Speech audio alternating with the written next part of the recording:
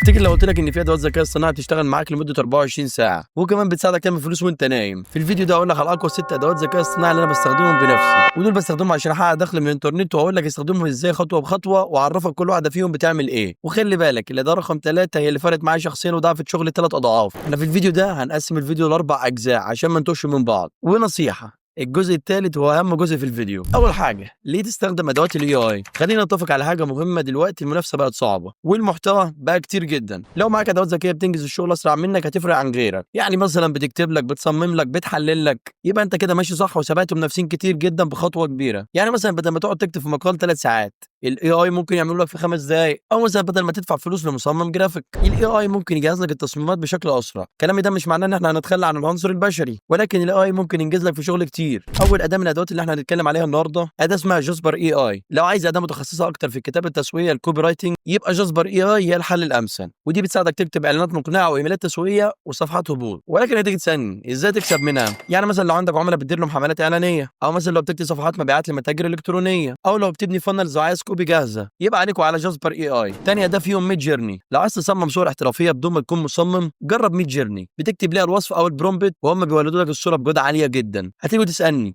ازاي تكسب منها؟ ممكن تعمل تصميمات وتبيعها على مواقع البرنت اون ديماند زي مثلا موقع اتسي او ريد بابل، او مثلا تعمل اغلفه كتب او بوسترات او شعارات، او برضه خدمه تصميم بالاي اي لعملاء على فايفر او خمسات او مستقل. ثالث اداه فيهم اللي انا بحبها وبستخدمها بشكل يومي، شات جي بي تي. ايه اللي ممكن شات جي بي تي يقدمه لك؟ اول حاجه ممكن تكتب عليه مقالات، ممكن تعمل سكريبتات للفيديوهات، ممكن برضه تعمل ردود للعملاء، ممكن برضه تعمل افكار المحتوى بتاعك. ازاي تكسب منه؟ لو بتكتب مقالات تقدر تبيع الخدمه على فيفر او بور، وانا شرحت الموضوع ده في فيديوهات كتير قبل كده. وتقدر كمان تكتب بوستات لشركات او حسابات للسوشيال ميديا، وكمان تعمل سكريبتات منه اليوتيوب او بودكاست. رابع اداه فيهم بيكتور اي اي. الاداه دي بتحول النص الفيديو مع صور، وكمان بتضيف له ميوزك او فويس اوفر كمان. ولكن نصيحتي، بلاش تستخدم ميوزك لان الموضوع ده حرام وذنوب جري عليك. ولكن ازاي تكسب منه؟ ممكن تعمل قناه يوتيوب مثلا زي فيديوهات شورت او اوتوميشن، او مثلا تحول مقالات مدونات لفيديوهات وتسوقها، او تعمل ريل جاهزه لصفحات انستا وتبيعها. خامس اداه فيهم كوبي اي اي. بديل قوي جدا لجاسبر ومجاني لفتره محدوده. الاداه دي بتساعدك تكتب اعلانات او بوستات سوشيال او مقالات بلوج. ولكن ازاي تكسب منها؟ نفس فكره جاسبر بالظبط. كمان لو بتدير حسابات سوشيال ميديا يبقى معاك محتوى متجدد طول الوقت. سادس اداه فيهم الاخيره سينسيا. عايز تعمل فيديوهات بوجه مذيع افتراضي؟ هنا يجي دور سينسيا. بتكتب النص وتختار المذيع والاداه بتولد لك الفيديو كامل. وطبعا السؤال الاهم، ازاي تكسب منها؟ اول حاجه ممكن تعملها تبيع فيديوهات توضيحيه للشركات. تاني حاجه ممكن تعمل كورسات فيديو بدون ما تظهر بوشك. تالت حاجه واللي انا بفضلها، تعمل فيديوهات شورت مفيده او ترويجيه. الجزء الثالث من الفيديو الاهم،